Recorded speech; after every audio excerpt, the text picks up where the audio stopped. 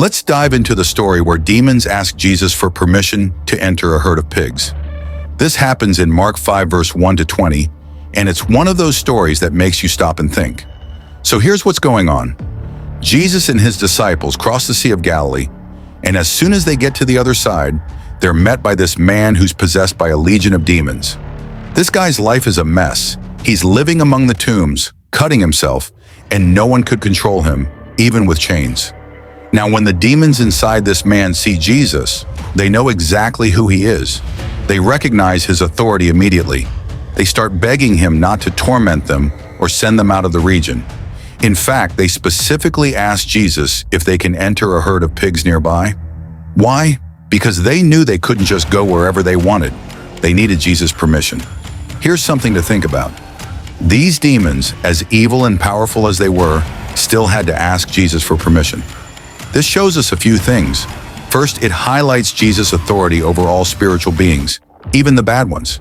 They can't do anything without his approval. That's a huge statement about who Jesus is. But why the pigs? The demons didn't want to be left wandering or be sent into the abyss, which is mentioned in Luke 8, verse 31, as the place they fear. Entering the pigs was like their last-ditch effort to avoid being completely powerless. They wanted to destroy something, and when Jesus allowed them to enter the pigs, they caused the whole herd to rush down a steep bank and drown in the sea. It was like a final act of destruction. This story also shows us how destructive and chaotic demons really are. They don't bring anything good. They only bring harm. The fact that the pigs were destroyed right after the demons entered them shows their true nature. But why did Jesus allow this? It wasn't to show off his power. He didn't need to prove anything to anyone. It was more about showing the people there and us today that his authority is absolute. Even demons have to submit to him. Plus, by sending the demons into the pigs, Jesus made a point about their destructive nature and the fact that he has the power to set people free from that kind of bondage. At the end of the day, this story isn't just about demons and pigs.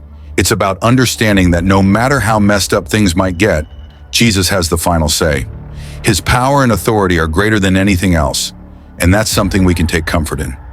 Even the darkest forces have to bow down to him. So the next time you read this story, remember that Jesus is in control. The demons knew it, and that's why they had to ask him for permission. And if he can control them, he can definitely handle whatever you're going through too.